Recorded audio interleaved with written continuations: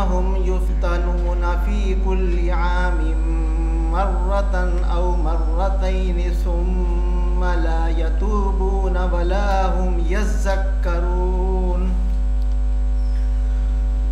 व इज़ा मा उन्ज़िलत सूरतुन नज़र बअज़ुहुम इला बअज़ हल यराकुम मिन अहदिन सुम्मा इंसरफू सरफ़ल्लाहु क़ुलूबहुम बिअन्नहुम क़ौमुन ला यफ़क़हून। लक़द जाअकुम रसूलुम मिन अनफुसिकुम अज़ीज़ुन अलैहि मा अनित्तुम हरीसुन अलैकुम बिलमुमिनीन रऊफ़ुर रहीम। फ़इन तवल्लौ फ़क़ुल हस्बियल्लाहु ला इलाहा इल्ला हु अलैहि तवक्कलतु व हुवा रब्बुल अर्शिल अज़ीम। सदक़ल्लाहुल अज़ीम। जज़ाकल्लाह। ज़िक्र खुदा के बाद बिलाशुबा ज़िक्र रसूल ही दिलों और समातों को तस्कीन देने का वाहिद ज़रिया है। मैं नाते रसूल मकबूल के लिए दावत देना चाहूँगा जनाब आरिफ महमूद साहब को कि वो आएँ और बारगाह रिसालत में हदिया नात पेश करें।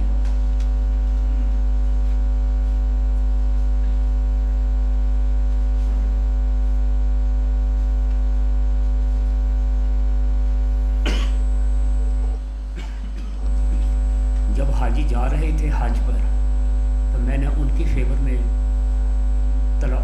नात शरीफ पढ़ी और आप लोगों के लिए दुआ को हुआ।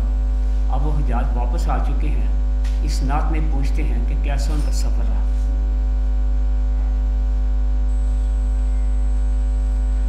आने वालों ये तो बताओ शहर मदीना कैसा है। आने वालों ये तो बताओ शहर मदीना कैसा है। सर उनके कदमों पे रख कर, सर उनके कदमों पे रख कर झुक कर जीना कैसा है। आने वालों ये तो बताओ शहर मदीना कैसा है। गुंबदे खज़रा के साए में बैठ के तुम तो आए हो। गुंबदे खज़रा के साए में बैठ के तुम तो आए हो। गुंबदे खज़रा के साए में बैठ के तुम तो आए हो। उस साए में रब के आगे, उस साए में रब के आगे सजदा करना कैसा है। उस साए में रब के आगे सजदा करना कैसा है। आने वालों ये तो बताओ शहर मदीना कैसा है। दिल आँखें और रूह तुम्हारी लगती हैं सैराब मुझे। दिल आँखें और रूह तुम्हारी लगती हैं सैराब मुझे। दिल आँखें और रूह तुम्हारी लगती हैं सैराब मुझे। दर पे उनके बैठ के, दर पे उनके बैठ के आबे ज़मज़म पीना कैसा है। दर पे उनके बैठ के आबे ज़मज़म पीना कैसा है। आने वालों ये तो बताओ शहर मदीना कैसा है। दीवानों आँखों से तुम्हारी इतना तो पूछ तो लेने दो। दीवानों आँखों से तुम्हारी इतना पूछ तो लेने दो। दीवानों आँखों से तुम्हारी इतना पूछ तो लेने दो। वक्त दुआ रोज़े पे उनके, वक्त दुआ रोज़े पे उनके आंसू बहाना कैसा है। वक्त दुआ रोज़े पे उनके आंसू बहाना कैसा है।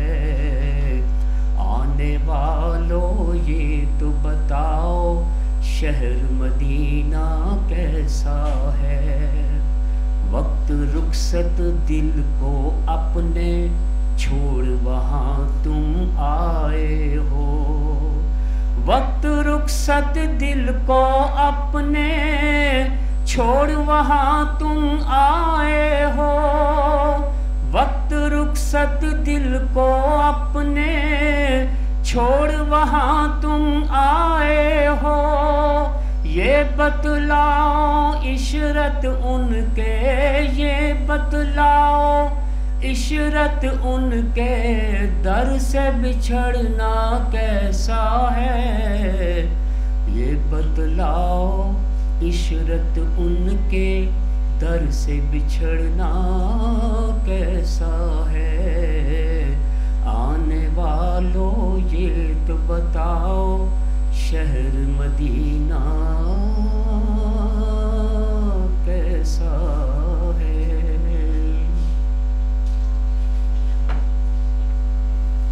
सुभान अल्लाह। आरिफ साहब, आज का जो सेमिनार है उसके हवाले से बताता चलूँ। जो फाइनेंस एक्ट 2024 में चेंजेस आई हैं डायरेक्ट टैक्स के हवाले से, आज हम उस पर हमारी आज की सेमिनार है। इसी तरह जो इनडायरेक्ट टैक्स के हवाले से है उसमें एक और हम अलहदा से सेशन रखेंगे। अब फाइनेंस एक्ट में 2024 में जो चेंजेस इनकम टैक्स के हवाले से आई हैं उनकी क्या इम्प्लीकेशंस हैं, टैक्स पेयर के लिए क्या हर्डल्स हैं और कंसल्टेंट्स के लिए उसमें क्या चैलेंजेस हैं, इन सारी चीज़ों को हम डिस्कस करेंगे। इसी हवाले से अब मैं मदऊ करना चाहूँगा हमारे आज के स्पीकर जनाब मोहतरम नदीम भट्ट साहब को कि वो आएँ और फाइनेंस एक्ट 2024 में जो डायरेक्ट टैक्सेस के हवाले से चेंजेस हैं उन पे हमें ब्रीफ दें। शुक्रिया सर।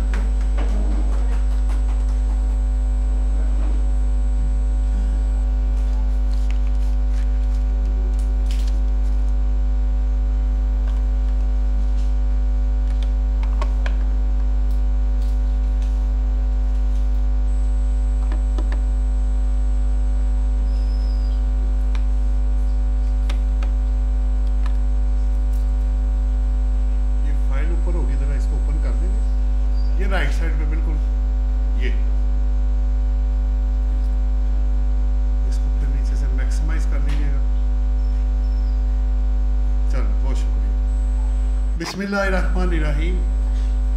तमाम हाज़रीन को अस्सलाम वालेकुम रहमतुल्लाहि व बरकातहू। आपको पता है यूजुअल यहाँ पे जितने भी हम सेमिनार करते हैं उसमें सबसे पहले अल्लाह का शुक्र अदा करना है कि जिसने हमें मौका दिया कि हम लोग मिलके कुछ चीज़ें आपस में शेयर कर सकें। नॉलेज सिर्फ देना ही नहीं होता, हम ले भी रहे होते हैं, लोगों से लर्न भी कर रहे होते हैं। जितना इसको आप फैलाएंगे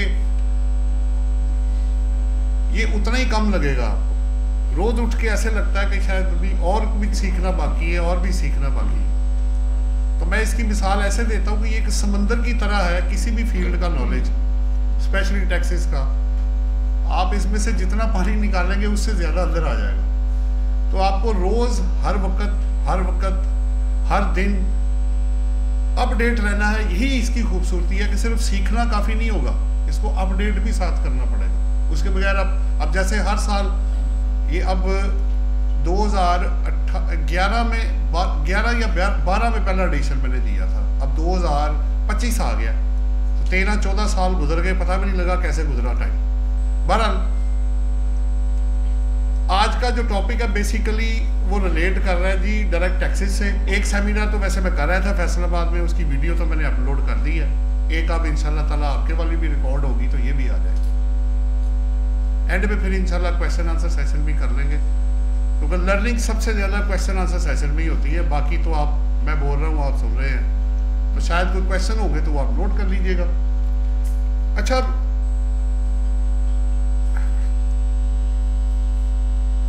ये सबसे पहले जी 550 वीडियोज हैं प्लस जो हम अपने YouTube चैनल पे बिल्कुल फ्री, नाम एक ही है institute of taxation and finance के नाम पे, आप वहाँ से ये भी वीडियो कोशिश करेंगे वहाँ अपलोड करें, और बाकी भी जहाँ हो सकती है वहाँ भी करें, ताकि मैक्सिमम लोगों तक चीज़ पहुँच सके।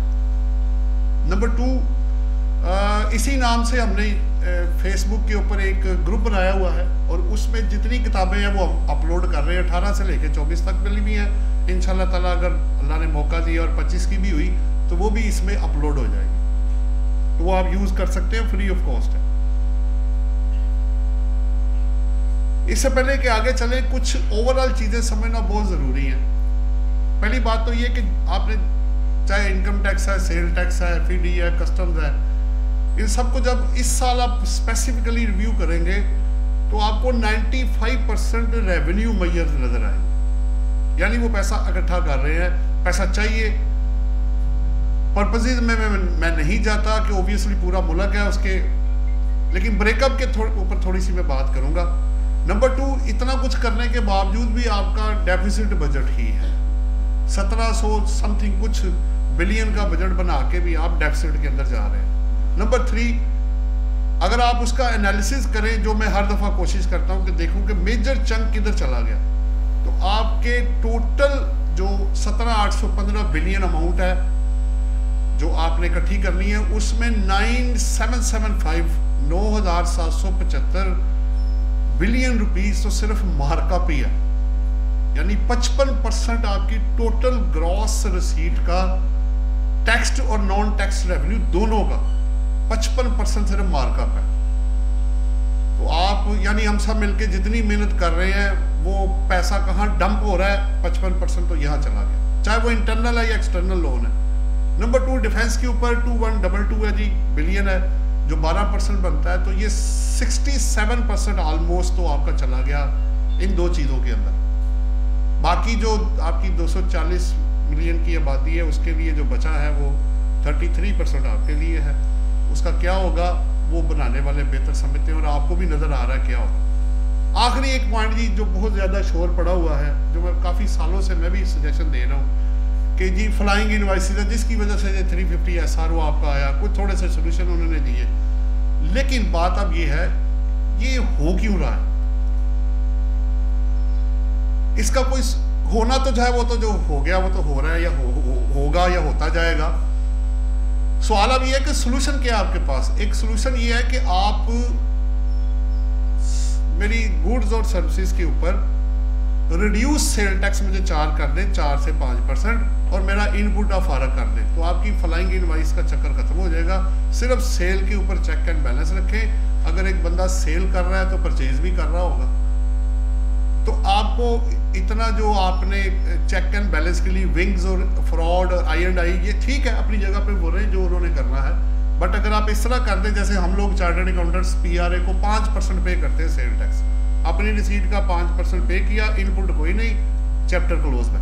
सेल चेक करनी है, आओ भाई बैंक स्टेटमेंट ले लो, क्रॉस चेक कर लो, पार्टी से वेरीफाई कर लो, लेजर ले लो, अकाउंट्स ले लो, थर्ड पार्टी के पास पहुंच जाओ, जिधर मर्जी चले जाओ, यही पैसा है। तो ऑडिट करना है, जो करना है कर लो भाई, पैसा ही यही है।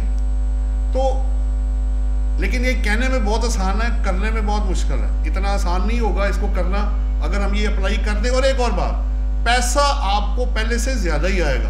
अगर आप समझते हैं जी लॉस ऑफ रेवेन्यू होने जा रहा है, ये तो पैसा हमारा सारा डंप हो जाएगा, डूब जाएगा, ऐसी बात नहीं है। आपको नेट अमाउंट आती ही 4-5% ही है, तो आप ऐसे ही ले लो। वो आपने लड़के भी 4-5% लेना है तो सुलह करके 4-5% ले लो। PRA बेस्ट एग्जाम्पल है इस वक्त आपके पास। कुछ इश्यूज को निकाल के वो बगैर लड़े पहले से हर साल ज्यादा पैसा इकट्ठा कर रहे हैं। मेरे पास उसकी LCCA की तरफ से रिटर्न आ गई थी, इसको रिव्यू करें। मैंने कहा भाई ज़रूरत ही नहीं है, वो भी IRIS पे जा रहे हैं, EFBR से निकल गए। तो उनके जो रेलिवेंट टैक्सेशन ऑफिसर थे, मैंने कहा जनाब इस साल तो अमेंडमेंट आई कोई नहीं PRA में, सिर्फ आप एक काम कर लें कि जो फार्मूले ऑलरेडी लगे हुए हैं EFBR पे, वही आप इस दफ़ा IRS अपने में लगा लें। कोई ज़्यादा फनकारी मत दिखाइएगा पीछे से, IT वाले बंदे को एतमाद में लें और वही फार्मूला लगाएं जो पहले लगा हुआ है, तो आपका सिस्टम चल। देखें, रिटर्न रिवाइज तो मैं तब करूं जब उसके अंदर कोई हेडिंग चेंज हुई हो, कोई रेट चेंज हुआ हो, कोई एग्जम्पशन चेंज हुई हो। सारा कुछ अगर उधर ही है तो फिर मुझे क्या परेशानी है कि मैंने एक नया एक्सपेरिमेंट करने लगा। बहरहाल उनसे साथ अच्छी डिस्कशन हुई तो उन्होंने कहा जी बात आपकी ठीक है। मैंने कहा अगर चेंज होती तो मैं आपको और भी कुछ करके देता। बहरहाल बगैर लड़े, ठीक है इन्फ्लेशन फैक्टर भी है, उनके लोग ऐड भी हो रहे हैं, उसकी वजह से भी इंक्रीज आती है। तो अगर वो एक एग्जाम्पल सेट करके पैसा इकट्ठा कर रहे हैं, चेक कर लें आप, हर साल उनका बढ़ता ही जा रहा है, कभी 37%, कभी 20%, कभी 50%, जो भी है वो बढ़ते ही जा रहा है। ठीक है, स्कोप भी एक्सटेंड हुआ होगा, एग्जम्पशंस खत्म हुई होंगी, इन्फ्लेशन फैक्टर आया होगा और लोग ऐड हुए होंगे, वो भी फैक्टर्स हैं।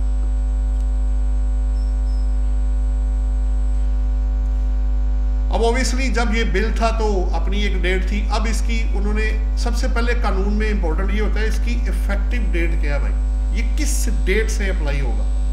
1 जुलाई 2024 से, इसका मतलब है 30 जून 24 तक जो कानून है वो इंटैक्ट रहेगा और उसके बाद 25 के लिए एक नया कानून जो अब हम पढ़ने जा रहे हैं ये बीच में आ जाएगा, अनलेस अदरवाइज स्टेटेड। इसमें ये भी है अगर कहीं डेट बैक डेट की या अदरवाइज कोई डेट दी गई है तो वो फिर उस डेट से इफेक्टिव होगा। जैसे अमेंडेड लॉज आपका आया था तो 3 मई से वो आया था।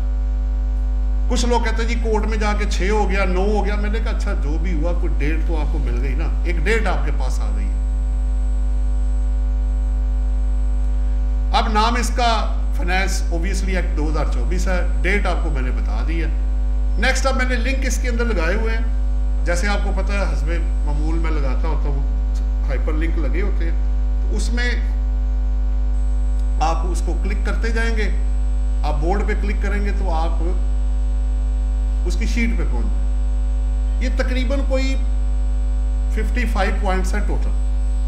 तो ज़रा हौसला रखिएगा, थोड़ा सब्र कीजिएगा पेशेंस के साथ और समझ के बंदे ने करना है। ठीक है, मैं थोड़ी स्पीड तेज रखूँगा लेकिन ज़रा आराम से करने वाला है, क्योंकि डायरेक्ट टैक्सेस में हमेशा ही आपको पता है अमेंडमेंट ज़्यादा आती है। बहरहाल पीछे, हाँ जी पीछे, ये बोर्ड पे बस अभी क्लिक करें ये, और ऊपर लिंक लगा होगा जो हेडिंग है ना, उसको हमने वापस जाना होगा तो ऊपर बोर्ड पे दोबारा क्लिक करेंगे तो एक दफ़ा एक्सपेरिमेंट कर लें, ये वापस आ गया। इसी तरह थ्रू आउट इसी तरह चलेगा। हाँ वो ठीक है, लेकिन वो अभी फार्मूला तो मैंने लगाया है ना, अब आ जाए उसके ऊपर बोर्ड को क्लिक करें। अच्छा, तरतीब मैंने जो इसके अंदर दी है ना वो नहीं है जो आपको एक्ट के अंदर मिलेगी। मैंने तरतीब थोड़ी आगे पीछे की हुई है लेकिन कवर सारा कुछ किया हो। आप उसको जाके मैच कर लीजिएगा, बेशक तमाम जो अमेंडमेंट्स हैं तब आपको कंसिडर किया गया। अच्छा, एक और बात इससे पहले कि मैं आगे चलूँ, इसके अंदर मैंने जो अमेंडेड लॉज अपील्स के अंदर जो चेंजेस आई हैं वो भी मैंने इनकॉर्पोरेट कर दी हुई है।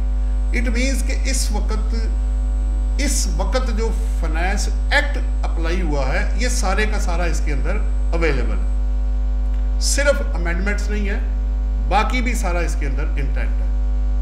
अच्छा जी, अब आते हैं पहला जी बोर्ड की तरफ आते हैं। अगर आप देख रहे हैं सामने आपके, तो अगर आपको याद हो थोड़ा सा पीछे चले जाए हम लोग, तो 12 था या 11 टैक्स ईयर था जिसमें टोटल ऑडिट की बोर्ड ने सिलेक्शंस की ऑडिट की और बाद में उसको चैलेंज कर दिया गया कि ये तो बोर्ड ने सिलेक्ट ही नहीं किया, ये तो किसी मेंबर ने किया है, तो हम नहीं इसको मानते। वो एक्सेप्ट हो गया। उस चीज को दूर करने के लिए उस लकुना को उन्होंने बोर्ड की डेफिनेशन के अंदर मेंबर को भी शामिल कर दिया।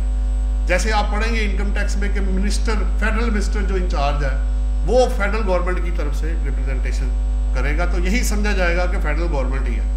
इसी तरह बोर्ड के बिहाफ पे अगर मेंबर कोई काम करेगा, मेंबर ऑपरेशन है, मेंबर IT है, आपको मेंबर ऑडिट है, काफ़ी लोग हैं आपको पता ही है, अगर वो इसके बिहाफ पे एक्ट करेंगे तो यही समझा जाएगा कि बोर्ड ही एक्ट कर रहा है। बेसिकली ये उन्होंने करने की कोशिश की है।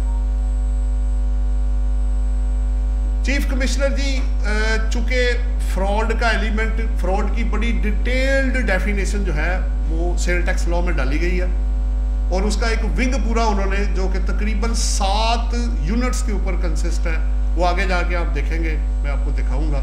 उसमें अकाउंटेंट्स भी हैं, एनालिस्ट भी हैं, ठीक है, इन्वेस्टिगेटर भी हैं, काफ़ी लोग उसके अंदर शामिल हैं। तो चीफ इन्वेस्टिगेटर को उन्होंने शामिल कर दिया है चीफ कमिश्नर की डेफिनेशन में, क्योंकि विंग आगे जाके उसको हेड इस बंदे ने करना है, चीफ इन्वेस्टिगेटर। सरचार्ज जी इस दफ़ा आपको पता है कि 2-3 पॉइंट्स हैं, मैं कोशिश करूंगा कि आपको आसान लफ्ज़ों में बताता जाऊँ, क्योंकि अगर मैं पढ़ना शुरू हो गया तो आप सारे सो रहे होंगे और समझ भी कुछ नहीं आ रही होगी। तो इससे पहले कि आपको नींद आए, आपको जगाते रहना मैंने कि ज़रा अटेंटिव रहे आपके। मैंने सिर्फ आपको बताने हैं पॉइंट्स, हार्डवर्क मैंने कर दिया है, कोशिश की है, बाकी जब पॉइंट्स आपके आएंगे तो और चीज़ें आ जाएंगी। सरचार्ज बेसिकली जी अगर आप देखें तो 4AB सेक्शन है जो ऐड किया गया है इसमें। वो ये कह रहे हैं कि अगर किसी इंडिविजुअल या AOB की income, total taxable income 10 million से एक्सीड करेगी, अगर 10 मिलियन से कम या बराबर है तो कोई मसला नहीं है। अगर आप 10 मिलियन से ऊपर गए अदर देन ए कंपनी, तो 10% discharge in addition to normal tax जो है उसको देना पड़ेगा। ये बेसिकली अमेंडमेंट है। लेकिन इसके अंदर अगर किसी कंपनी को तो नहीं, इंडिविजुअल और AOB को सुपर टैक्स अगर लग गया तो ये 10% सरचार्ज उस सुपर टैक्स पे अप्लाई नहीं होगा, FTR के केसेस पे अप्लाई नहीं होगा और सेपरेट ब्लॉक में भी ये अप्लाई नहीं होगा। इट मीन्स कि जो नॉर्मल टैक्स रिजीम में इनकम आएगी वो भी अगर 10 मिलियन से एक्सीड करेगी तब ये 10% in addition to normal tax उस इंडिविजुअल और AOB को पे करना होगा। बेसिकली ये जो नया सेक्शन है वो बता रहा है। बिल्डर एंड डेवलपर जी, इस पे मेरी, चूंकि मैंने कुछ नाम आपके सामने शुरू में लेने थे, मैं अभी ले देता हूँ। मेरे उस्ताद मोहतरम है जी, ज़ाहिर बात है हर बंदे का उस्ताद नहीं है तो रख लेना चाहिए, बना लेना चाहिए, कुछ भी कर लें रख लें, आपको आसानी बहुत पैदा हो जाएगी। तो मैं ताहिर भट्ट साहब का जो एडवोकेट हाई कोर्ट है, जो vice president, one of the vice president है पाकिस्तान टैक्स बार के, और प्लस शहबाज भट्ट साहब, बड़ी मुश्किल से शहबाज भट्ट साहब ने मुझे टाइम दिया, तो 8 साल बाद मैंने मिन्नता तरला किया उनका कि मैंने कहा सर 8 साल हो गया खिदमत करते हुए, इस गरीब आदमी को भी मौका दे दें, कोई लीगल फर्टर्निटी के बंदे से कुछ सीखने को मिल जाएगा। क्योंकि being as a chartered accountant मैं लीगल फर्टर्निटी का बंदा नहीं हूँ, लेकिन शौक है, सीखा है, सीख भी रहे हैं और सीखना भी चाहते हैं। तो मेहरबानी है उनकी कि उनके साथ डिस्कशन हो जाती है। तो ये काफ़ी हद तक क्रेडिट, काफ़ी नहीं बल्कि मैं तो सारा क्रेडिट देता ही अपने उस्तादों को। इंसान ने खुद क्या करना होता है, जो उस्ताद ने सिखा दिया उससे बेहतर क्या चीज़ हो सकती है। खैर, तो माशाल्लाह उनका नॉलेज, बल्कि उनके बेटे के साथ भी मैंने 1 साल काम किया है, खुर्रम शहबाज भट्ट साहब के साथ। तो जो मज़ा उनके साथ काम करके आया तो पता चलता है कि यार आपका भी किसी बंदे से वास्ता पड़ा है। ना तो वो मेरी बात जल्दी मानते थे और ना मैं मानता था। तो लर्निंग इसी तरह ही है। आगे चलते हैं, इस पे चूंकि उनसे भी डिस्कशन हुई तो ये बाकी चीज़ों पे भी हो रही है। इंशाल्लाह ताला जैसे जैसे चीज़ें आती जाएंगी आप तक हम वो ट्रांसफ़र करते जाएंगे। बिल्डर और डेवलपर जी बेसिकली बात क्या हो रही है, अगर आप इसको समझना चाहते हैं थोड़ा सा पीछे जाना पड़ेगा, फिर आप वापस इधर आ जाएंगे। अगर मैं पीछे जाऊं तो 100D सेक्शन अवेलेबल था, आपको याद होगा, एरिया बेस्ड टैक्स लिया था उन्होंने बिल्डर्स और डेवलपर्स। वो आप दे, कंडीशन मेट करें, घर जाए। अब उन्होंने 1 जुलाई 2024 से ये 7F जो सेक्शन है, ये बिल्डर, ये स्पेसिफिकली बिल्डर एंड डेवलपर के लिए, इसको आपने दूसरी चीजों के साथ मिक्स नहीं करना, only for builders and developers. पहली बात तो ये। अब उन्होंने कहा क्या है, वो ये कह रहे हैं कि जितनी आपकी ग्रॉस रिसीट होएगी ड्यूरिंग दी टैक्स ईयर, जो हमारे मुताबिक वो सेल ही होनी चाहिए, जो आप रिसीट करेंगे सेल की, तो 3 कैटेगरी उन्होंने बनाई है, builder, developer and mixed. Mixed means के बिल्डर एंड डेवलपर दोनों शामिल होंगे, जब इकट्ठा एक बंदा दोनों काम कर रहा है। तो बिल्डर के लिए उन्होंने कहा कि 10% जो आपकी ग्रॉस रिसीट होएगी उसका, डेवलपर के लिए 15% और जो मिक्स्ड होगा यानी बिल्डर कम डेवलपर या डेवलपर कम बिल्डर भी होगा, उसके लिए 12% है कि वो अपनी ग्रॉस रिसीट का टैक्सेबल प्रॉफिट निकाल ले और उस पर हमें टैक्स दे दे। और कौन सा दे दे? जो नॉर्मल स्लैब आपके फर्स्ट शेड्यूल में गिवन है वो वाले हमें टैक्स पे कर दे। अच्छा, अब सवाल ये आ गया कि ठीक है जी, हम आपको ये निकाल के ये पे कर देते हैं, ठीक है। फिर उन्होंने एक्सप्लेनेशन दे दी कि भाई ये प्रिंसिपल आपने किसी और हेड ऑफ इनकम या किसी और इनकम पे भी आपने अप्लाई नहीं करना। These principles are made only for builders and developers, plus builder come developer या डेवलपर कम बिल्डर, दोनों भी, क्योंकि लोग दोनों काम भी कर रहे हैं, एक भी कर रहे हैं और दोनों भी कर रहे हैं। नेक्स्ट इसके आगे इसकी कुछ फिर उससे अच्छा सवाल ये रेज हो गया कि अब जो मेरा एक तो आपने कहा ना जी, फर्ज करें मैं एक एग्जांपल बना लेता हूँ, मेरी रिसीट है ग्रॉस सेल के गए 100 मिलियन की रिसीट है मेरी during the tax year as a builder. मैं एक बिल्डर का केस बनाने लगा अपने पास से, फर्जी मफरूज है एग्जाम्पल बना के 100 मिलियन की ग्रॉस रिसीट है, मैंने उसका 10% लेना, मेरा टैक्सेबल प्रॉफिट आ गया 10 मिलियन। मुझे 10 मिलियन के ऊपर टैक्स देना जो नॉर्मल स्लैब मेरा लगेगा फर्स्ट शेड्यूल के अंदर, ठीक हो गया। लेकिन मेरा सवाल यह कि मेरी बुक्स के अंदर प्रॉफिट अगर इससे कम या ज्यादा हुआ तो उसका क्या करना?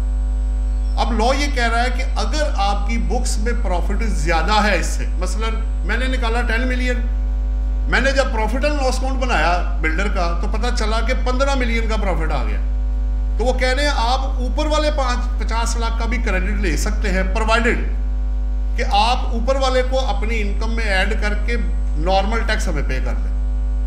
अब अगर आपका प्रॉफिट इससे कम या बराबर है या ज्यादा है, क्रेडिट आपको उतने का ही मिलेगा जो एक्चुअल है, लेकिन अगर आपने ओवर एंड अबव जाना है तो फिर डिफरेंशियल 50 लाख के ऊपर आपको इनकम में ही ऐड रहेगा, वो 15 मिलियन के ऊपर आप हमें नॉर्मल टैक्स पे कर ले। तो आप यानी आप कह सकते हैं विच एवर इज हायर, अगर आप यानी नॉर्मल टैक्स या जो इसने टैक्स कैलकुलेट किया वो वाला tax, whichever is higher, जो ज्यादा होगा वो आपने पे करना है। अच्छा, एक बंदे ने कहा जी मेरा लॉस हो गया, फिर तो उन्होंने इस पे निकाल लेना आपसे प्रॉफिट, वो टैक्स इतने पे ही आपसे लेंगे और क्रेडिट आपको लॉस का ही मिलेगा, या डेबिट होगा या क्रेडिट जो भी होगा वो एक्चुअल बेस पे होगा। ये बेसिकली इसके अंदर है। और आखिरी इसका पॉइंट है कि कहाँ ये अप्लाई नहीं होता, जो गवर्नमेंट के जो बिल्डर एंड डेवलपर की स्कीमें शुरू हुई हैं वो इसमें मैंने लिख दिया, वो प्रोविंस ने की या फेडरल ने की या पार्लियामेंट ने कोई ऐसी एम्प्लॉइज या उनके बेनिफिट के लिए जो स्कीमें शुरू की हुई है नोटिफाइड एरिया के अंदर, वामडा के एम्प्लॉइज या अदरवाइज जो एलडीए के एम्प्लॉइज, तो उस तरह की अगर स्कीम अगर अप्रूव्ड है तो ये प्रिंसिपल, ये सेक्शन उन स्कीम्स के ऊपर अप्लाई नहीं होगा। बेसिकली ये 4-5 मोटी बातें। आपका फिर भी कोई पॉइंट होगा तो बाद में उसको देख लें। 3760 आपका रेड विद सीरियल नंबर 16 है। असल में हो ये रहा है कि आपको याद होगा कि पीछे एक अमेंडमेंट आई थी कि जो बंदा शेयर्स परचेज करेगा तो वो उसके ऊपर 10% फेयर मार्केट की वैल्यू पे टैक्स काटेगा जब वो पेमेंट करेगा। तो उन्होंने कहा जी अब सिर्फ पेमेंट पे ना रखे, when the registration will be made in the name of the taxpayer, चाहे स्टेट बैंक ऑफ पाकिस्तान करे उसके थ्रू आए या SCCP के थ्रू आए, तो उसने कहा at the time earlier of the registration या पेमेंट जो पहले आ गया उस वक्त आपने फेयर मार्केट वैल्यू का 10% टैक्स काट के 37 सबसेक्शन 6 में ये जमा करवाना है। ये बेसिकली उन्होंने क्या अब चेंज क्या आई है, चेंज सिर्फ ये आई है कि अब पेएबल का वर्ड भी बीच में आ गया कि अगर पहले पेड था अब अगर पेएबल भी होगा और रजिस्ट्रेशन हो जाती है, आपके शेयर्स ट्रांसफर हो जाते हैं, तो तब भी आप पेएबल बेस पे 10% आपने टैक्स काट लेना है और वो जमा कराना है FBR। पर्सनल इनकम टैक्स ही आपके सामने आ रहा है, आपको रेट्स तो मैं दिखाता ही हूँ। बेसिकली हुआ ये है, 3 पॉइंट्स मैंने आपको देने हैं। पहली बात तो ये है कि आपको पता है कि उन्होंने जो दोनों तरफ सैलरीड के रेट्स और नॉन सैलरीड के जो रेट्स हैं उनको बढ़ा दिया है, सवाए एक्सेप्ट 6 लाख रुपए तक वही रेट है क्योंकि वो 0% है। दोनों तरफ सैलरी और नॉन सैलरी में 6 लाख रुपए तक अगर एनुअल इनकम आपकी है तो 0% टैक्स होगा। अगर उससे ऊपर जाएंगे तो हर स्लैब में उन्होंने इंक्रीज कर दिया है, वो चाहे जंप 1 रुपए का है या ज्यादा अमाउंट का है, टैक्स ऊपर की तरफ अपवर्ड की तरफ जा रहा है। वो मैं आपको दिखाता हूं। अब सैलरी पर्सन के लिए मैक्सिमम रेट उन्होंने 35% रखा है और नॉन सैलरी का 45%। प्लस आपको याद होगा कि सैलरीड पर्सन कौन है? वो बंदा जिसकी salary, taxable salary income total taxable income के 75% से एक्सीड करेगी, वो सैलरीड। ये ऑलरेडी है, ये कोई नई चीज नहीं है, ये ऑलरेडी है। ये सिर्फ आपको नॉलेज पर्पज के लिए मैं शेयर कर रहा हूँ। अगर आप किसी बंदे को सैलरीड पर्सन के रेट लगाना चाहते हैं तो आपको टैक्सेबल सैलरी इनकम को टोटल टैक्सेबल इनकम पे डिवाइड करके तो परसेंटेज निकालनी है। अगर आपकी सैलरी इनकम 75% से कम या बराबर होगी तो आप नॉन सैलरीड पर्सन होंगे। अगर 75% यानी मेजर पोर्शन अगर उधर चला गया 75% का, तो आप फिर सैलरीड पर्सन। सैलरीड पर्सन को ये है कि रेट ऑफ टैक्स कम होता है as compare to non salary person. अच्छा, अब जब ये आया बिल आया तो वो professional firms specifically chartered accountants और वकला हज़रात को by virtue of law they are not allowed to form a limited company for their services। तो उसने कहा जी फिर मेरा रेट आपने 45% पे पहुंचा दिया प्रॉफिट पे, तो कंपनी तो आपको दे रही है सारा 29% या 20%, तो मेरा क्या कसूर है भाई? मुझे तो लॉ नहीं इजाजत देता, वरना मैं कंपनी बना लेता। तो उन्होंने कहा जी ठीक है आपकी बात, तो प्रोफेशनल, वो हर प्रोफेशनल फर्म नहीं, वो फर्म जिनको bye virtue of law company बनाने की इजाजत नहीं है, उनका मैक्सिमम रेट उन्होंने 40% पे फिक्स कर दिया। वो 45 नहीं, वो 40% मैक्सिमम रेट जो होगा वो पे। अब मैं आपको रेट दिखा देता हूँ अगर आगे गिवन है तो। ये रेट है जी आपका सैलरीड के लिए 0% से शुरू होके तो मैक्सिमम आप देख सकते हैं उन्होंने नॉन सैलरी का 45%। और नीचे वो रेड मैंने कर दिया है कि वो प्रोफेशनल फर्म लिखा हुआ है which is prohibited from incorporating in any by law और the rules of the body regarding their profession। So अगर आप वो डिफरेंस देखना चाहते हैं तो वो एक चार्ट बनाया हुआ है, ये देखिए। ये 24 के मुकाबले में अगर आप 25 पे जाते हैं तो एंड पे इंक्रीज भी निकाला हुआ है, तो आप देख सकते हैं सिर्फ पहले में 0 है, वरना हर एक में अगर आप अमाउंट देखना चाहते हैं तो सेकंड लास्ट कॉलम है कि अगर पहले 15,000 से इंक्रीज करते करते करते आप देखें 12,25,000 रुपये तक इंक्रीज आ जाएगा, depending upon the slab rate कि आप फॉल कहाँ करते हैं। यानी अपवर्ड ही जा रहा है, डाउनवर्ड का इसमें कोई ट्रेंड हो। अच्छा, इसमें एक और भी चीज़ है कि ये जो रेट्स मैं आपको दिखाऊंगा ये अदर देन सरचार्ज के, सरचार्ज इन एडिशन टू आएगा जब 10 मिलियन से ऊपर इनकम जाएगी, वो अपनी जगह पे। नेक्स्ट है जी सैलरी वाला। सैलरी वाला पहला वही 0% है और करते करते 35% है। ये भी इन्होंने 41 लाख से ऊपर अब 35% जो है वो कर दिया। अच्छा, अब इफेक्ट क्या है ये देखें, इनका भी टैक्स बढ़ गया है, लेकिन उस रेशो से इंक्रीज नहीं किया जिस रेशो से नॉन सैलरी का किया। उधर जंप ज्यादा है, इधर जंप जो इंक्रीज है वो कम की आई है। तो आप देख सकते हैं 15,000 से बढ़ते बढ़ते आप मैक्सिमम 2,70,000 रुपये तक गए 15 मिलियन से ऊपर जब है। अच्छा जी, अब आगे चलते हैं। ये आ गया जी अब आपका लेट फाइलर का 100 BA। इसके अंदर आपको पता अब लग गया होगा, कुछ आपने खबरों में भी सुन लिया होगा कि शुरू में था फाइलर नॉन फाइलर, फिर आ गया एक्टिव टैक्स पेयर फाइलर की जगह पे और नॉन एक्टिव आ गया नॉन फाइलर की जगह पे। अब उन्होंने एक तीसरा बीच में इंट्रोड्यूस करवा दिया है जिसका नाम है लेट फाइलर, यानी वो लोग जो रिटर्न लेट फाइल करेंगे, कुछ एक्सेप्शन भी है वो आपको बाद में बताता हूँ। तो उनको भी कहा कि भाई आप ना, ताकि लोग वक्त पे अपनी रिटर्न फाइल करें, और पर्पज कोई नहीं है, पैसा इकट्ठा शायद उतना नहीं करना मकसद है, मकसद ज्यादा ये है कि लोग मजबूर हों कि वो अपनी वक्त पे कंप्लाइंस करें। अगर वो कर देगा तो सेव है, कोई मसला नहीं। नॉन ATL से भी बाहर आ गया, लेट से भी बाहर आ गया, ऑटोमेटिक आप फाइलर की या एक्टिव टैक्स पेयर की डेफिनेशन में या उसके कैटेगरी में फॉल कर देगा। ये उनके लिए। अच्छा, अभी सिर्फ उन्होंने एक चीज में बताता चलो, एनालिसिस मैं कर रहा था कि भाई कहाँ कहाँ उन्होंने लेट फाइलर डाला है। 236C के और फेडरल एक्साइज ड्यूटी जो वो अपनी डिस्पोजल करेगा अपनी प्रॉपर्टी को, ये 3 जगहों पे अभी सिर्फ लेट फाइलर के रेट्स उन्होंने बढ़ा। अच्छा, लेट फाइलर के जो रेट्स हैं वो फाइलर के मुकाबले में ज़्यादा है, बट और जो नॉन ATL वाले हैं उनसे कम है। ये उन्होंने अभी एक कैटेगरी अंदर बनाई है दरमियान में कुछ। इसको सुन के मुझे वो याद आ जाता है कि DC वैल्यू, परचेज वैल्यू और FBR की वैल्यू, तो वो दरमियान में FBR वैल्यू कहीं आ जाती थी।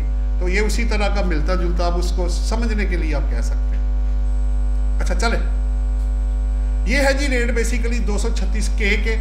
अगर आप देख सकते हैं, आपको नजर आ रहा है कि पहले तो उन्होंने 3 वैल्यूज बनाई 50 मिलियन तक, अगर फेयर मार्केट वैल्यू एसेट की, इमूवेबल प्रॉपर्टी की, दूसरे में 50 से ज्यादा बट 100 से कम, और तीसरे में 100 से ज्यादा।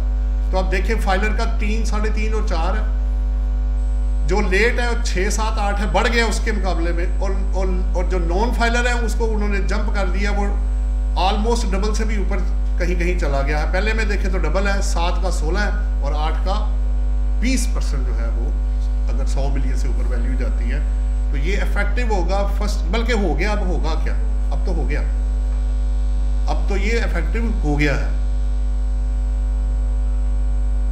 ये वो इसकी प्रेजेंटेशन का फॉर्म डिफरेंट है, बाकी वो चार्ट में ज्यादा बेहतर नजर आ गया। AOP का जी ये जो पॉइंट है बेसिकली वो ये कह रहे हैं कि अगर आप 92 सेक्शन ये कहता है कि अगर आप AOP से शेयर रिसीव करते हैं और AOP ने टैक्स दिया हुआ है तो वो रेट पर्पस के लिए आपकी इनकम में ऐड किया जाएगा। लेकिन अब उन्होंने कंडीशन ये लगा दी है कि अगर AOP की टर्नओवर 300 मिलियन से एक्सीड करेगी तो ऑडिटेड अकाउंट्स उसको चार्टर्ड अकाउंटेंट या CMA से करवाने पड़ेंगे। अगर आपको याद हो तो थोड़ा सा एक और पॉइंट भी मैं ऐड कर देता हूँ ताकि नॉलेज आपका ज़्यादा और अच्छा हो जाएगा। 111(4)A में ऑलरेडी एक ऑडिटेड अकाउंट्स की कंडीशन लग गई हुई है।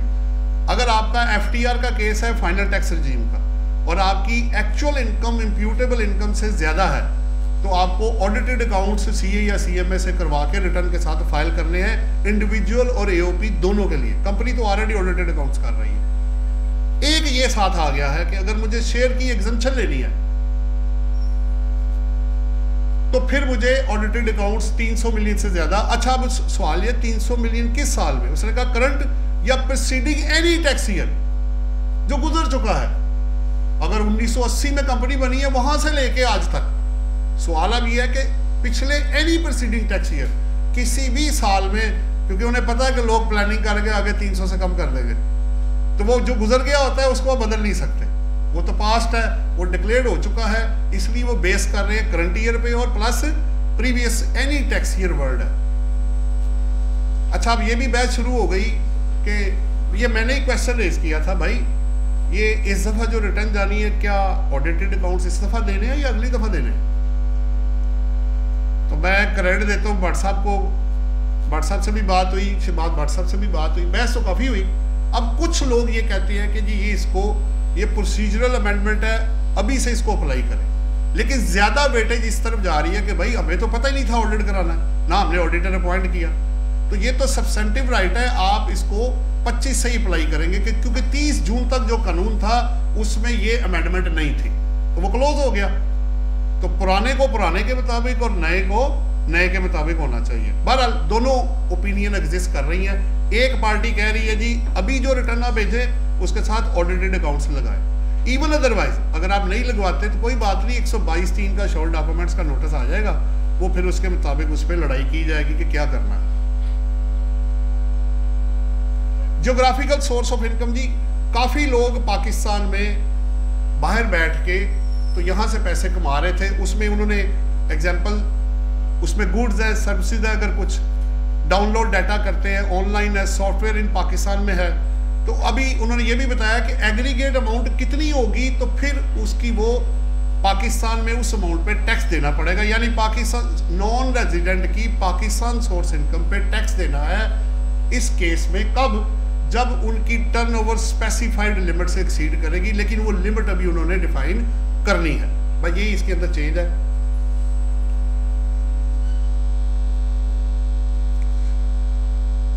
और उसी को उन्होंने जो डिफाइन कर दिया कि चाहे एग्रीमेंट यहां हुआ कि नहीं हुआ, आप मौजूद हैं कि नहीं है, सर्विसेज उधर से हो रही है लेकिन रेंडर्ड इधर हो रही है, तो इररिस्पेक्टिव ऑफ दैट, क्योंकि लोग फिर ना उसको रेजिडेंशियल स्टेटस के साथ मिक्स करना शुरू कर देते हैं।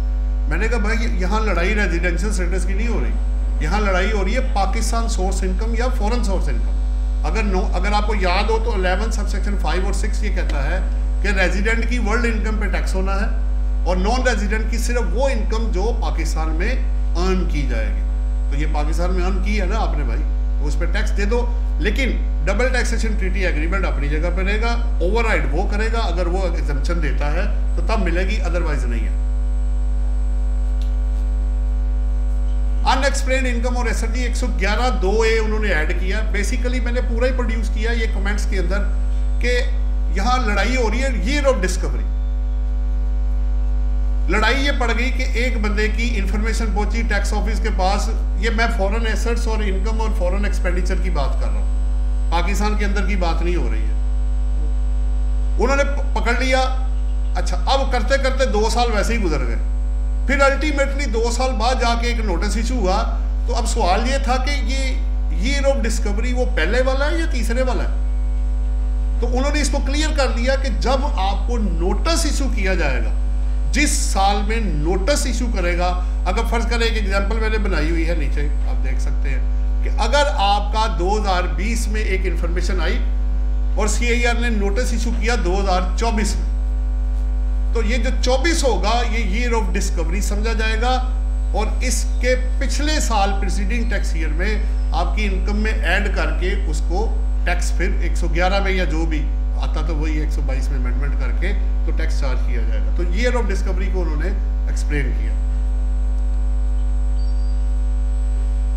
236 जी उसी तरह इसका भी मैंने चार्ट बनाया हुआ है, वो आप देख सकते हैं। ये है जी आपके पास, वो जो पहले दिखाया वो परचेज ऑफ इमूवेबल प्रॉपर्टी था 236K और 236C है for disposal of immovable property. तो आप देख सकते हैं फार्मूला उसी तरह ही है, लेकिन रेट बदल गया है। जो बाय चांस है कि जो दरमियान वाला रेट है ना वो K और C दोनों बराबर है, उधर भी 6, 7, 8 है, इधर भी 6, 7, 8 है। ये इधर 3% है, फिर 3 तो शुरू से बराबर था, आपको पता है दोनों के लिए, C और K के लिए। तो 4 और 5 है, और जो एंड वाला है वो उन्होंने जरा होला रखा है, वो उन्होंने नहीं बढ़ाया उस तरह 12, 16 और 20 की तरह, वो 10% उन्होंने रख के उसको छोड़ दिया कि भाई तुम इतना, अगर तुम नॉन ATL में शामिल होगे तो वो लास्ट वाला, और अगर आप लेट फाइलर हुए तो दूसरे वाला। और इसके मुताबिक उन्होंने 10th शेड्यूल और 1st शेड्यूल में अमेंडमेंट भी कर दी है। ये भी मैं आपको बता दूं, ये दोनों को मिक्स करके बनाया गया।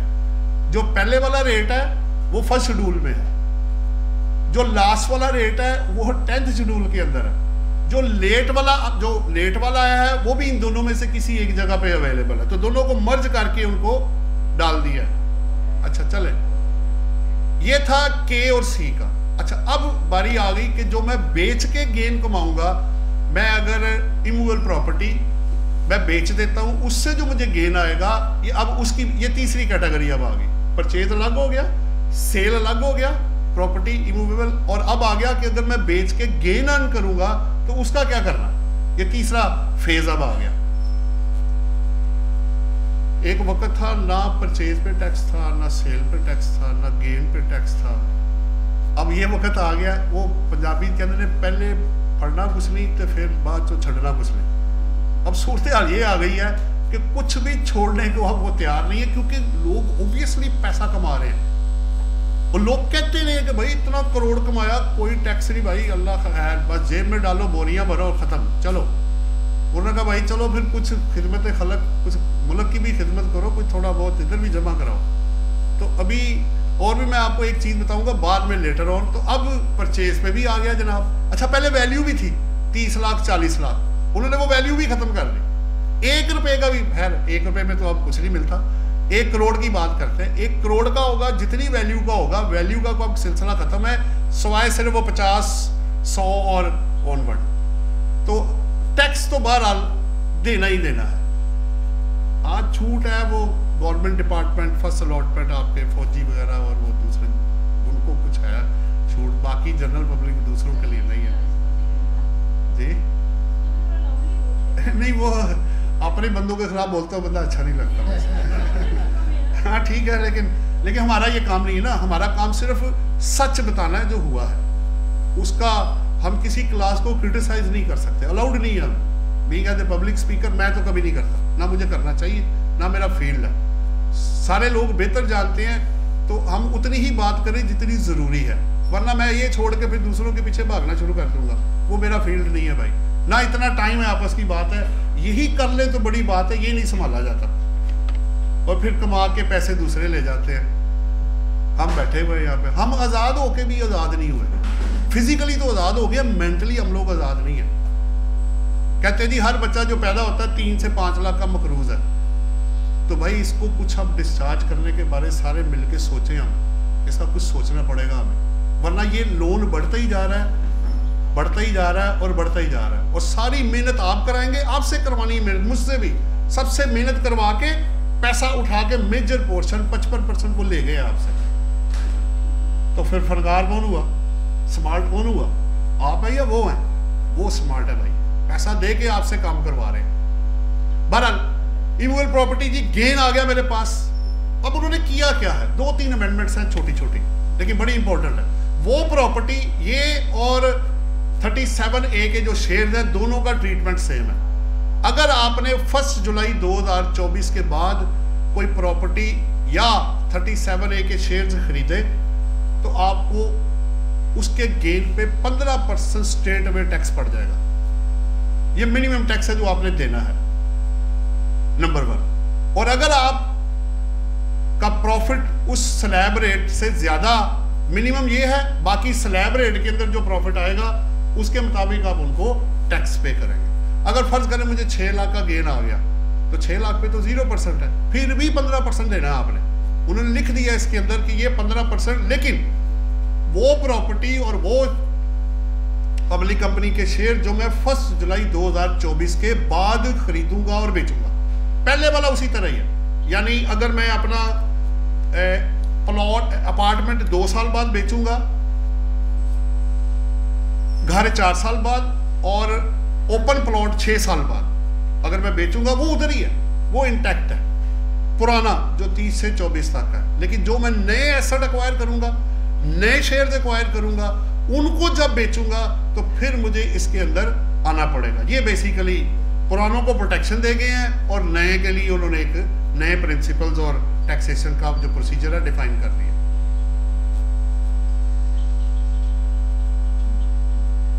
ये जी वही जो पहले रेट से 24, सिर्फ आपको दिखाने के लिए। पहले क्या था, पहले आप देख सकते हैं आखिरी कॉलम में 2 साल बाद 0% है, आपको फ्लैट ऊपर नजर आ रहा है।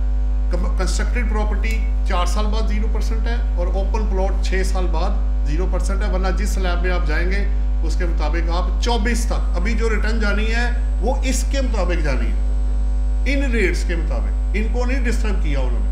तो कुछ लोग कंफ्यूजन कर रहे थे, वो जी सारा नहीं किया भाई, सारा नहीं किया भाई, नए की बात हो रही है। अगर पुराना एसेट आप बेचेंगे तो यही प्रिंसिपल आपके इंटैक्ट रहेंगे। तो कंफ्यूजन नहीं क्रिएट करनी, वो फिर ऐसे लगता पता नहीं वो सारे लोगों को ले गया लपेट के, ऐसे नहीं है। नेक्स्ट है जी, ये सिक्योरिटी वाला भी वही है। अच्छा, अब इसके अंदर उन्होंने साथ ये कर दिया है कि एक तो 15% है। अच्छा, इसमें अब उन्होंने ये कहा है अगर एक बंदा नॉन ATL में होगा तो फिर वो स्लैब रेट पे करेगा। दोनों के अंदर यही अमेंडमेंट है। अगर मैं फाइलर हूँ, ATL की लिस्ट के अंदर हूँ मैं, तो मेरा 15% रेट है दोनों तरफ, नए एसेट्स और नए शेयर्स के लिए।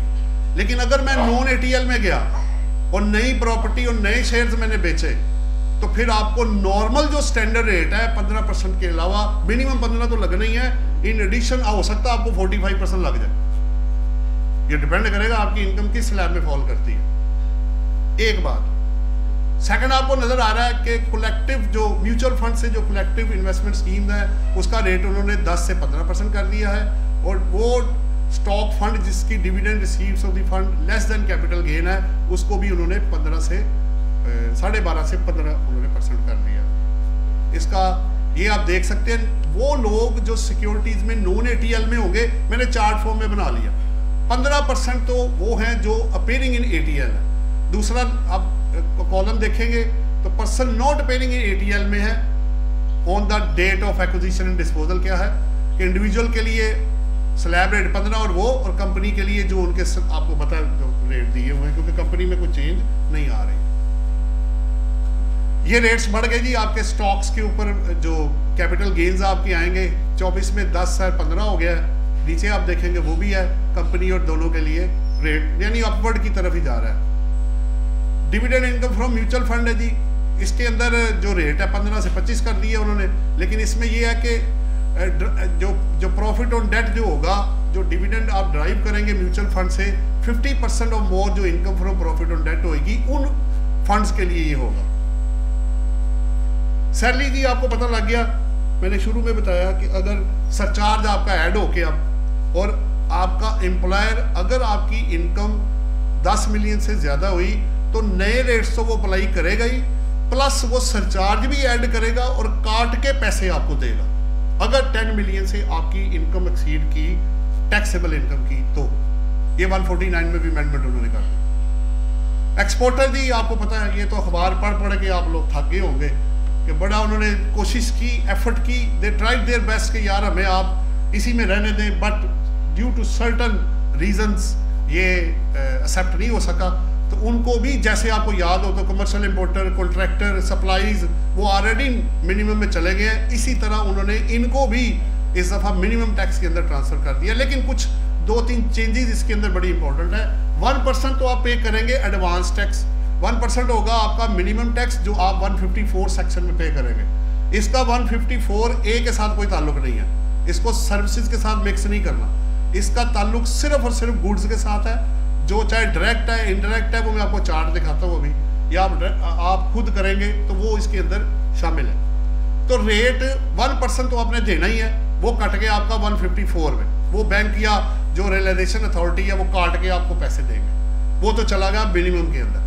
फिर 147 के अंदर उन्होंने एक और सेक्शन ऐड किया है जिसके मुताबिक आपको 1% और एडिशनल पे करना है जो कि एडजस्टेबल होगा और उसकी एंट्री में आप एडजस्ट कर सकते हैं। लेकिन सवाल अब ये है कि पहले आपको प्रॉफिट एंड लॉस अकाउंट बनाना पड़ेगा, उसका प्रॉफिट आप निकालेंगे, वो जो टैक्सेबल प्रॉफिट एनटीआर में आएगा उस पर भी आप टैक्स कैलकुलेट करेंगे, और अगर आप कंपनी हुए तो अल्टरनेटिव कॉर्पोरेट टैक्स भी आएगा, और अगर सुपर टैक्स साथ आया या और भी चीज़ें आई या अल्टरनेटिव कॉर्पोरेट टैक्स भी है 17% अकाउंटिंग प्रॉफिट का अगर आप कॉर्पोरेट सेक्टर में है। तो ये सारी चीज़ें आपने ज़हन में रखनी है। सारे टैक्सेस को मिला के अगर प्रॉफिट पे टैक्स ज़्यादा बन रहा है तो उसमें से आपका जो आपने जो पहले पे किए हुए हैं, ज़ाहिर बात है आप मिनिमम से ज़्यादा पे कर रहे हैं तो दोनों टैक्सेस आप माइनस कर लेंगे। फ़र्ज़ करें मेरा कट गया 154 में मिनिमम टैक्स 1 लाख रुपया, एडवांस मैंने 1% और देना वो भी 1 लाख है, ये हो गया 2 लाख रुपए, लेकिन मेरा प्रॉफिट के ऊपर टैक्स बन रहा है 5 लाख रुपए,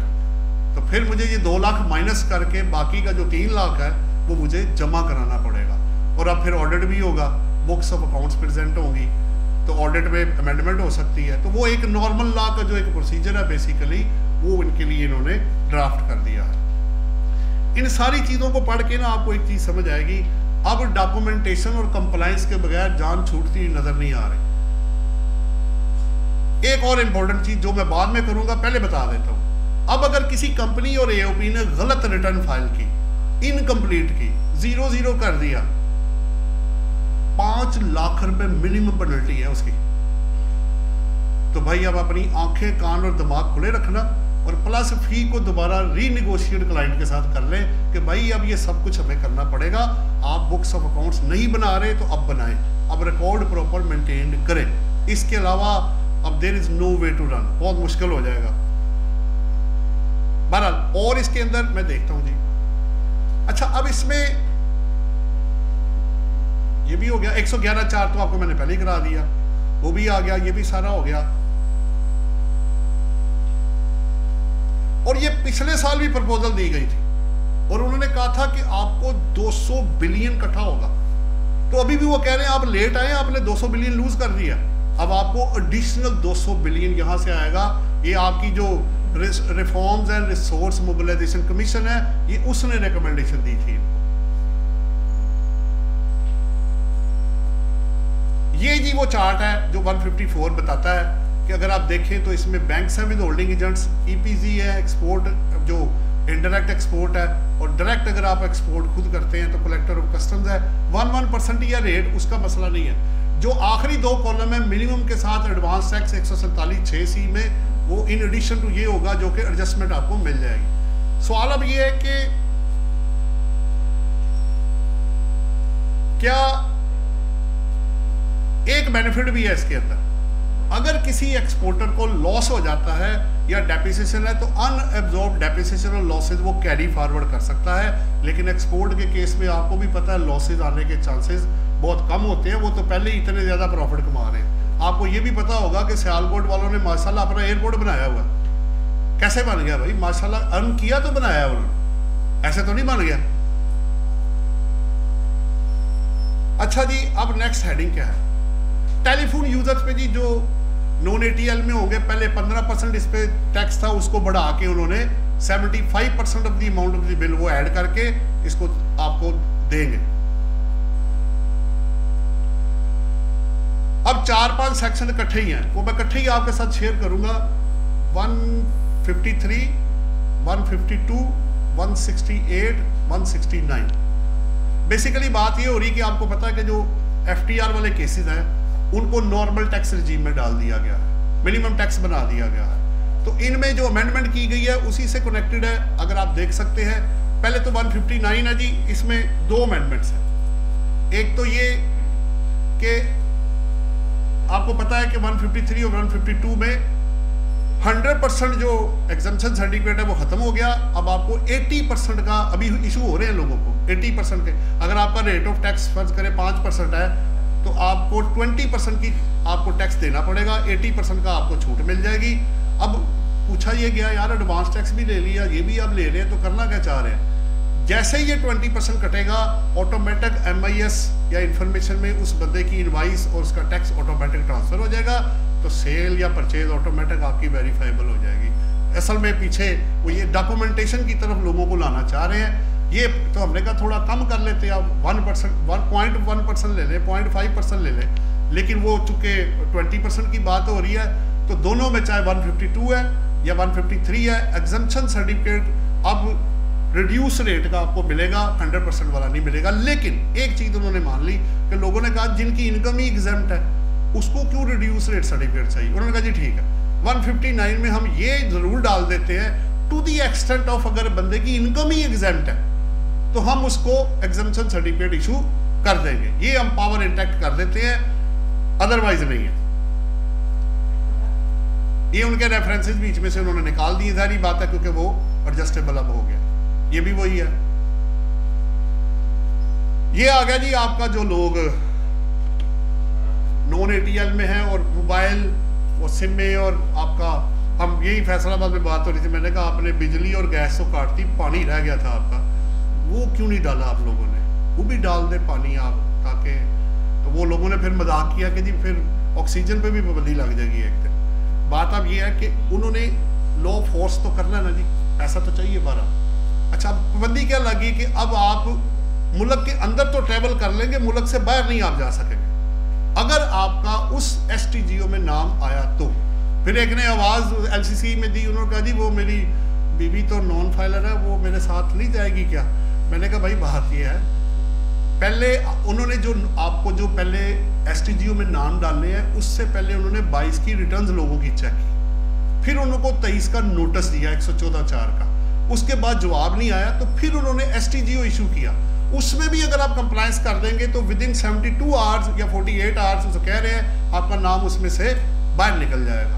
सो हर बंदे के लिए ये नहीं है, जिस पे लॉ अप्लाई होता है उसको बाकायदा नोटिस आया होगा, उसकी वो नॉन कंप्लायंस करेगा, फिर इसके अंदर नाम आएगा, तब वो मुल्क से बाहर नहीं जा सकता। अदरवाइज ये हर बंदे के लिए नहीं है। ये भी एक हवा बनाया हुआ था, खौफ लोगों ने फैलाया हुआ था, तो इसको भी ज़रा करेक्शन कर लें, अगर नहीं है तो ठीक कर लें। ये जी अब पेनल्टीज इसमें काफ़ी ज़्यादा उन्होंने चेंजेस की हैं। पहले तो ये है कि जो फाइनल रिटर्न अपनी फाइल नहीं करेगा, 117(3) आपको पता है जब डिसकंटिन्यूड हो जाता है बिजनेस का तो फाइनल रिटर्न एक फाइल करनी होती है, अगर आप नहीं करेंगे तो वही पेनल्टी लगाई जाएगी जो लेट फाइलिंग ऑफ रिटर्न की है, वो उन्होंने आगे डाल दिया।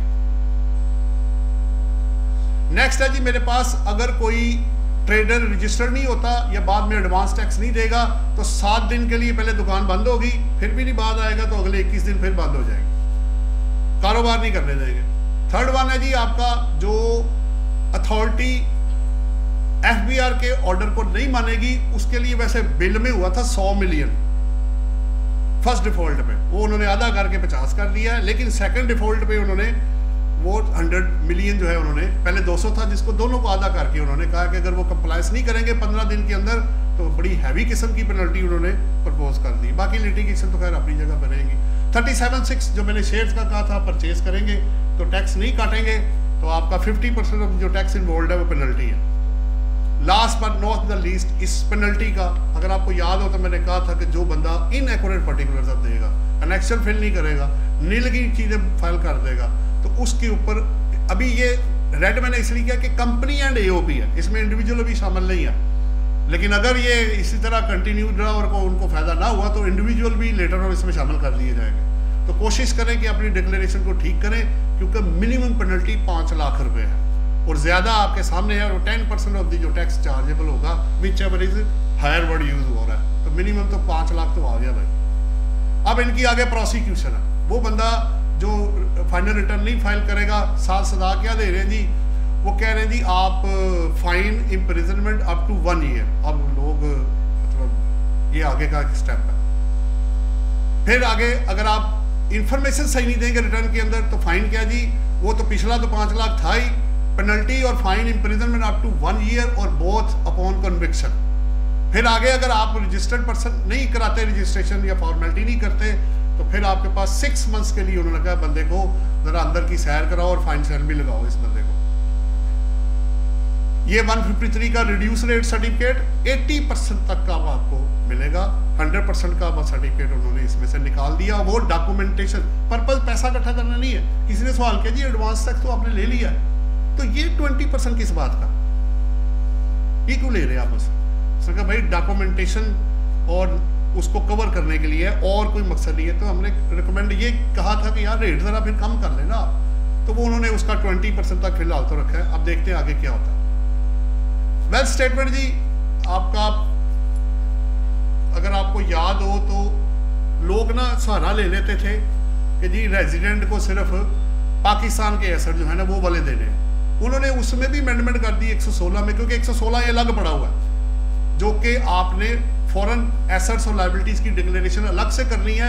अब तो रिटर्न के अंदर एक कॉलम बकायदा पूरी एक रो बनी हुई है कि आउटसाइड पाकिस्तान के जो एसेट्स हैं वो आपने शो करने हैं। तो रेजिडेंट के लिए भी अगर उसको नोटिस इशू हो जाता है या वेल्थ स्टेटमेंट फाइल करनी है तो उसके जो एसेट्स वो डिक्लेयर करेगा इनसाइड पाकिस्तान के साथ आउटसाइड पाकिस्तान भी होंगे, नंबर 1। लेकिन हमने कहा था इसमें लायबिलिटीज नहीं आ रहा, तो अब उन्होंने लायबिलिटीज भी उसके अंदर डाल दिया ताकि फॉरेन लायबिलिटीज भी, एक बंदे ने लोन लिया हुआ है तो वो भी साथ उसको डिक्लेयर करें वेल्थ स्टेटमेंट। दूसरा जी स्पाउस, ये बड़ा अच्छा, इसमें 2 कॉन्सेप्ट है वो मैंने आपसे शेयर करने। उन्होंने कहा है पहले आप स्पाउस को क्लियर कर लें। उन्होंने कहा जी अगर कोई स्पाउस डिपेंडेंट है, अच्छा अब स्पाउस सिर्फ वाइफ नहीं होती, वाइफ के लिए बंदा भी स्पाउस है, कहीं बंदा डिपेंडेंट कहीं औरत डिपेंडेंट है, तो जहां जो डिपेंडेंट होगा उसके एसेट्स दूसरा चाहे वो मेल है या फीमेल है वो अपनी वेल्थ के अंदर मर्ज करके दे सकता है।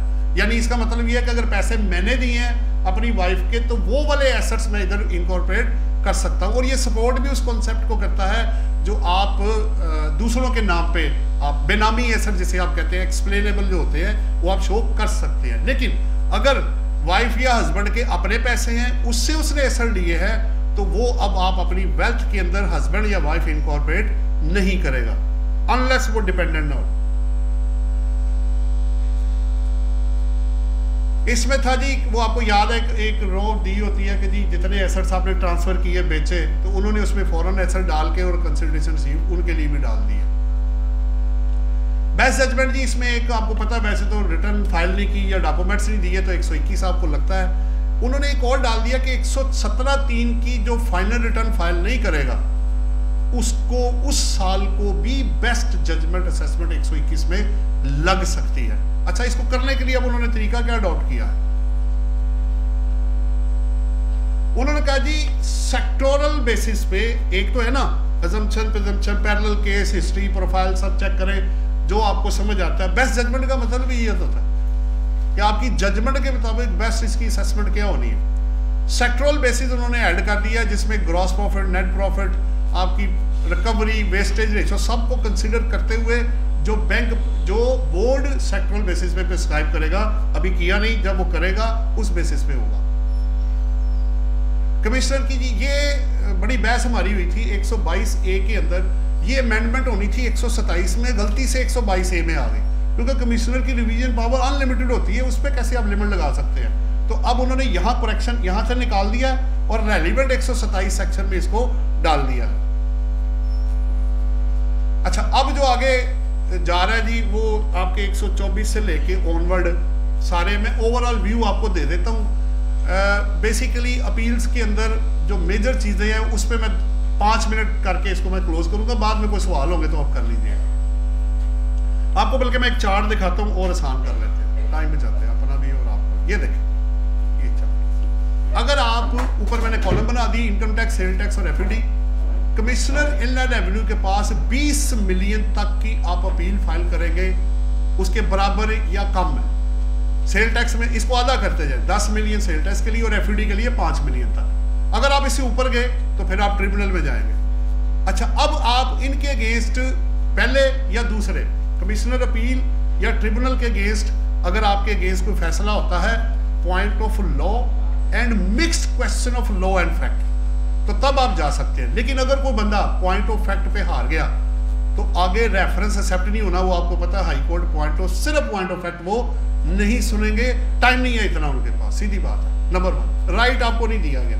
अच्छा, अब करना क्या है, इसको पढ़ के एक चीज समझ आती है, अगर आप कोई किसी भी अपील में जाते हैं, चाहे आप ट्रिब्यूनल में जाएं या कमिश्नर अपील के पास जाएं, आपने लाजमी पॉइंट ऑफ लॉ अंदर डालना है, हारे या जीते बाद की बात, वो आप डाल देंगे तो आपको एक सेकंड स्टेज जो है वो हाई कोर्ट की वो मिल जाएगी। एक बात होगी। दूसरा, इसको पढ़ के ये भी समझ आता है कि फैक्ट की बेसिस पे अब फौरन सिर्फ एक ही मिलेगा आपको, या कमिश्नर अपील है या ट्रिब्यूनल है। पहले दोनों ही होते थे, मैं अगर कमिश्नर अपील से हार जाता था तो मैं ट्रिब्यूनल चला जाता था, और ट्रिब्यूनल के बाद फिर आगे हाई कोर्ट और supreme court and so on, review अगर प्रेसिडेंट के पास जाना है वो अपनी जगह पे है। अब आपको एक ही फॉरम है। अब इसको पढ़ के एक और चीज भी समझ आती है, जितना आप केस नीचे मजबूत बनाएंगे उतना ही आपको फायदा ज्यादा पहुंचेगा। जितना कमजोर केस आप ऊपर लेके जाएंगे, स्पेशली फैक्ट की बेस पे, आपको आगे जाके ये पता चलेगा कि हाई कोर्ट और सिविल कोर्ट के जजेस को उन्होंने जुडिशियल मेंबर से बाहर निकाल दिया, तो फिर वहां बैठा कौन होगा? Accountant member. अब अकाउंटेंट मेंबर के पास तो इतना टाइम नहीं है कि वो पॉइंट ऑफ लॉ करे, तो फिर वो सुनेगा क्या? Point of fact. तो पॉइंट ऑफ फैक्ट को भी मजबूत करें लॉ के साथ। लॉ का चलेगा आपका जाके उधर रेफरेंस हाई कोर्ट के अंदर जाके। अच्छा जी, आगे चलते हैं। ये उसी तरह चार्ट मैंने बना दिया। एक नई चीज और मैं ऐड करूंगा, वो ये है, एक तो आपको पता है कि रेफरेंस हाई कोर्ट में फीस 100 रुपए से बढ़ के 50,000 हो गई है। 15 दिन के अंदर जो रिकॉर्ड है, चाहे कमिश्नर अपील के पास से आप हारे या ट्रिब्यूनल से हारे, वो रिकॉर्ड आपने आगे हाई कोर्ट में प्रेजेंट करना है, वो लेना है उन्होंने आपसे, अटेस्टेड कॉपी आप लेंगे। प्लस अब ये है, इसके अंदर एक बड़ी अच्छी चीज जो नजर आ रही है वो ये है, आखिरी जो मैंने दिया ना, रिकवरी ऑफ जो एरियर्स है, इस साल इस वक्त इन्होंने, देखें आपको याद है कि कमिश्नर अपील में ना तीनों लॉज में, इनकम टैक्स, सेल टैक्स और एफईडी में एक सेक्शन रेलिवेंट है। वो ये कहते हैं अगर आप 10% ऑफ द डिमांड पे कर देना और अपील फाइल कर दें तो ऑटोमेटिक आपको स्टे मिल जाता। ये फैसिलिटी उन्होंने सेल टैक्स के अंदर ट्रिब्यूनल में भी डाल दी है कि अगर आप अपना ऑटोमेटिक स्टे लेना चाहते हैं तो आप 10% of the demand appeal file करके ट्रिब्यूनल में वो जमा करवा दें। जमा तो एफबीआर को ही होना है, लेकिन आप वो अमाउंट जमा करा देंगे तो ऑटोमेटिक आपको स्टे मिल जाएगा। लेकिन सेक्शन 48 में अमेंडमेंट की गई, लेकिन ये फैसिलिटी ट्रिब्यूनल में इनकम टैक्स और एफईडी में ऐड नहीं की गई। हम रिक्वेस्ट कर रहे हैं कि अगर सेल टैक्स वाले को फैसिलिटी मिल सकती है तो वो इनकम टैक्स और एफईडी वाले को भी रेलिवेंट सेक्शन के थ्रू वो फैसिलिटी प्रोवाइड की जाए। मैं कमिश्नर अपील्स की बात नहीं कर रहा, वो ऑलरेडी इंटैक्ट है अपनी जगह पे, वो तीनों लॉज में अवेलेबल है। एक ये है कि आप पैसे देके यानी डिमांड जमा करा के 10% ले लें, एक ये है कि हेयरिंग करके स्टे ले लें, वो अपनी जगह पे है। एक और बात बड़ी इंपॉर्टेंट है जो प्रैक्टिकल में आपको नजर आएगी कि हमें जब रिकवरी का नोटिस आता है तो आपको पता है स्टे तभी मिलता है जी, रिकवरी का नोटिस दिखाएं किधर, खाली अपील पे नहीं आपको स्टे मिलेगा। तो एक तो रिकवरी का नोटिस है। दूसरा, अब अगर मैं डायरेक्ट गया ही ट्रिब्यूनल में हूँ तो क्योंकि एफबीआर ने ऑलरेडी एक सर्कुलर इशू किया हुआ है कि अगर बंदा पहली अपील में आया है एटलीस्ट, और हाई कोर्ट्स की भी जजमेंट्स हैं इस पे कि एटलीस्ट 1 इंडिपेंडेंट फॉरम पे बंदे को गुजरना चाहिए, तब आप डिमांड उससे प्रेस करें। तो सवाल ये है अगर मैं डायरेक्ट आई ट्रिब्यूनल में हूँ तो मेरे लिए तो वो पहला ही है, तो उस सूरत में क्या फिर आप मुझे उसी तरह ही रिलीफ देंगे जिस तरह कमिश्नर अपील के पास है?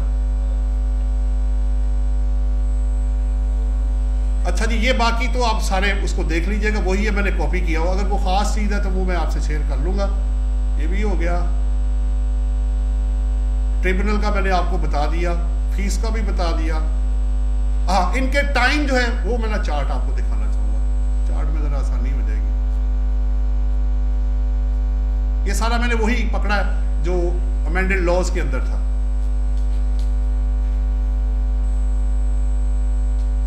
ये देखें, ये फीस का चार्ट है। अगर आप कमिश्नर अपील को देखते हैं तो उसमें कोई चेंज नहीं है, ना फीस में ना डेज में।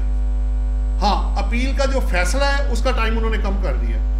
एक्चुअली एफबीआर ने या लोगों ने ये कहा जी कि पैसे बहुत ज़्यादा ब्लॉक हैं, अब जल्दी जल्दी फैसले करवाएं, बड़ा पैसा इकट्ठा होगा, तो उन्होंने फाइलिंग की अपील का टाइम भी कम कर दिया और डिसीजन करने का टाइम भी कम कर दिया, दोनों तरफ से कम कर दिया। अगर आप ट्रिब्यूनल को देखते हैं तो फीस 5,000 से बढ़ के 20,000 हो गई है और 60 दिन से रिड्यूस होकर 30 हो गए। इसी तरह अदर्स के लिए भी उसी तरह है। ट्रिब्यूनल में और रेफरेंस में भी आपको पता है उसमें भी 90 दिन के अंदर आप हाई कोर्ट जा सकते थे, जिसको रिड्यूस करके उन्होंने 30 डेज कर दिया है।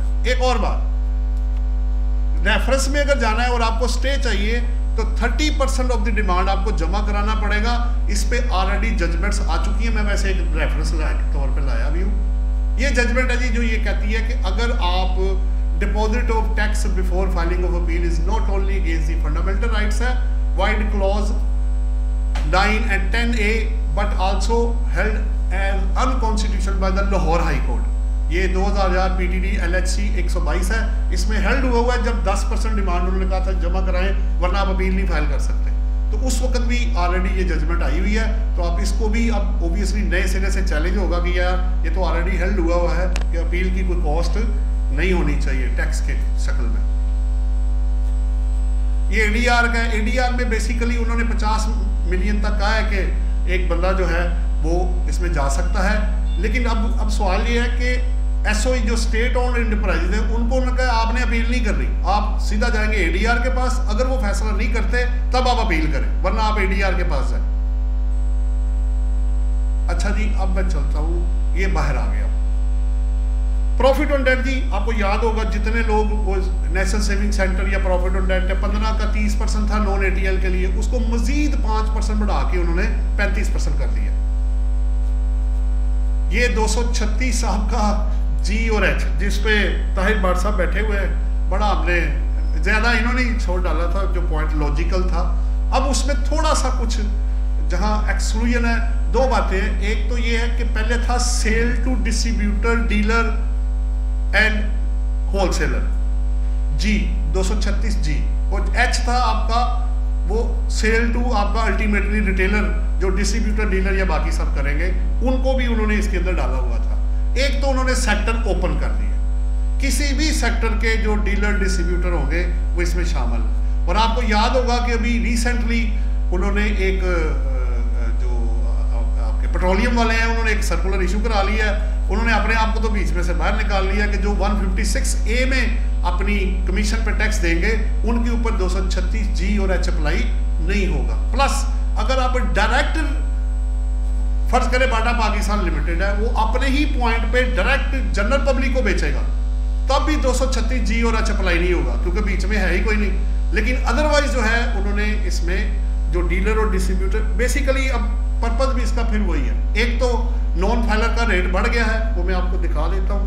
पहले इसमें जो ATL वाला है उसका रेट नहीं बढ़ा, जो नॉन ATL वाला है उसका 236G में 2% हो गया है और जो दूसरा है उसका 2.5% है। वो आगे जाके आपको चार्ट फॉर्म में मिल भी जाएगा।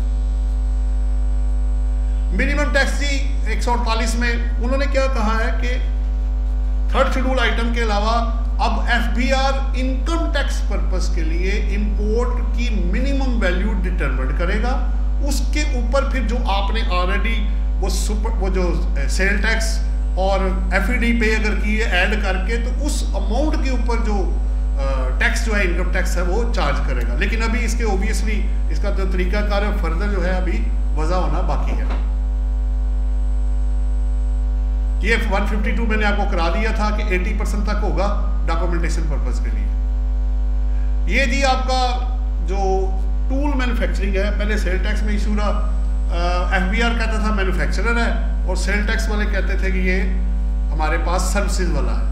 तो वो मेनली तो अब ज़्यादा पावर चलेगी FBR के पास कि उसको मैन्युफैक्चरर ले लिया। लेकिन इन्होंने अब इस दफ़ा चेंज ये किया कि टूल मैन्युफैक्चरर को उन्होंने कहा भाई आप गुड्स नहीं बेच रहे, आप सर्विसेज दे रहे हैं, तो आपका जो रेट ऑफ टैक्स होगा वो उन्होंने वो वाला कर दिया है बढ़ा के। अब देख सकते हैं नीचे आपको नजर आ रहा है, कंपनी के लिए 5 की जगह हो गया है, ठीक है 9%, और अदर्स के लिए 5.5 से बढ़ा के 11%। गाड़ियों की रजिस्ट्रेशन जी, अगर आप गाड़ियों की रजिस्ट्रेशन करवाएंगे तो पहले सीसी के हिसाब था, 2000 सीसी के ऊपर वैल्यू के हिसाब से था। तो दोनों तरफ उन्होंने क्या किया है वो मैं आपको दिखा देता हूं। ये है जी आपका, उन्होंने पहला कॉलम देखेंगे जो 2024 वाला है, थर्ड कॉलम जो बेसिकली है, तो वैल्यू बेस था वो, उसको जो सीसी बेस था उसको बढ़ा के वो ले गए हैं वैल्यू बेस। और रेड मैंने इसलिए किया कि ये पहले ही 2000 सीसी के ऊपर 6, 8 और 10 था, उसको भी बढ़ा के फर्दर 7, 9 और 12% कर दिया। तो अब जो रजिस्ट्रेशन गाड़ियों की होगी, नई या पुरानी गाड़ी, जो 234 सेक्शन में आएगी, उसकी वैल्यू के हिसाब से उसके ऊपर जो है वो जो टैक्स होगा वो चार्ज किया जाएगा। किसी ने सवाल किया जी फैसलाबाद में पुरानी गाड़ी का क्या होगा, तो मैं कहा भाई बुला लेना फिर प्रॉपर्टी डीलर को या कार डीलर को, जब प्रॉपर्टी की वैल्यू लग सकती है तो कार की भी लग जाएगी, अगर ऐसा कोई डिस्प्यूट हुआ। वरना आपको पता वो इनवाइस प्राइस और GD की कॉपी मांगते हैं, उसको देखते हैं। सब्सिडी जी बड़ा इंपॉर्टेंट है, थोड़ी सी मैं 1 मिनट इस पे लूंगा। असल में बात यह है, जब फेडरल गवर्नमेंट आपको कोई छूट देती थी तो हम क्या करते थे, फर्ज करें मैंने एक चीज़ इंपोर्ट की, मेरी 1 करोड़ की मशीनरी है, उन्होंने मुझे 10% वापस कर दिया, तो हम क्या करते थे, वो 10 लाख एग्जेम्प्ट कर देते थे और कॉस्ट ऑफ एसेट में से माइनस कर देते थे। उन्होंने कहा नहीं भाई एग्जेम्पशन खत्म, जो सब्सिडी आपको मिलेगी आप टैक्स देंगे। अब आपने इसको पढ़ना है 76(10) सेक्शन के साथ मिला के, तो अब आप ये होगा कि पहले भी ऐसे ही हो रहा था, लेकिन एक दूसरा एस्पेक्ट मैं आपको समझाने की कोशिश कर रहा हूँ, शेयर करने की कोशिश कर रहा हूँ कि अब अगर मैं एसेट इंपोर्ट करता हूँ और मैं सब्सिडी पे टैक्स दे देता हूँ, तो मुझे अब कॉस्ट ऑफ एसेट डेप्रिसिएशन पर